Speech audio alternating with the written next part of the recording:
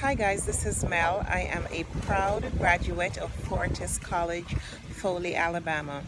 Now, there are several people in the medical assistant group asking for suggestions on how to ace their certification exam for MA.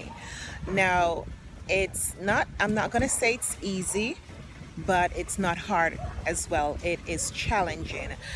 And my question is, how are you preparing?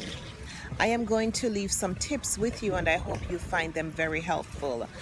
Now, in order to be successful and to pass your exam, you have to have a positive mental attitude. Mindset is everything, okay? Now, with that said, you have to get to work and have the tools that you know that are going to be successful, tools that have been proven, tried, and true. First of all, I am going to tell you what I used to pass my exam, and I did it with flying colors.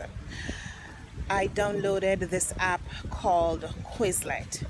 Quizlet gives you like a lot of questions from different subject areas, and you're able to make an account and choose a topic that you want to be more familiar with. It gives you a lot of practice questions, and not only that, but people learn differently. There is this theory called the theory of multiple intelligence, which postulates that people learn differently, different learning styles. Some people learn by reading, some people learn by doing, some people learn by listening, audio, visuals, etc. Now, I employed a little bit of all of them actually, because I'm not just one type of learner. Flashcards, very important.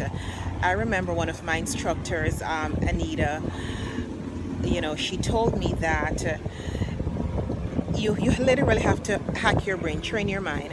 So she told me that if I make flashcards, about 300 flashcards, it's something is going to stick. You're going to commit that to memory, reading those flashcards, studying those flashcards every single day. Anita Egbert, hats off to you for implementing that strategy.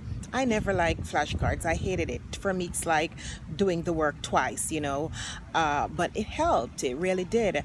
Now, besides that, what I also did was things that were hard for me to grasp, concepts that were hard for me to grasp.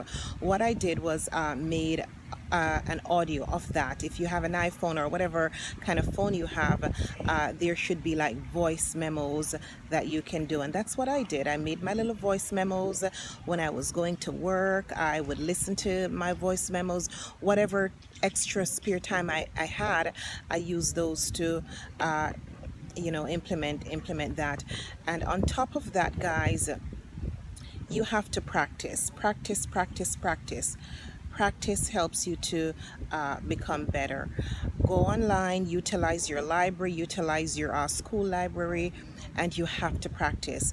When it comes to pharmacology and converting those mathematical concepts, those measurements, you have to practice. I was not mathematically inclined, but I found out that when I practice, the more I practice, the better I become. All right. Now, the CCMA exam is not going to be anything like you have seen before. It is more so an application exam. You are never going to see an exact question that you studied, but once you know the principles, that is the key. Knowing the principles, knowing how the questions are formulated, and all you have to do is just apply yourself.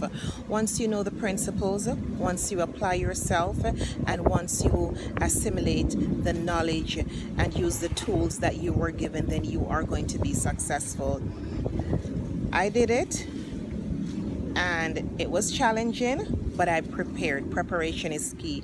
So I strongly believe that if you utilize these steps, you will also be successful.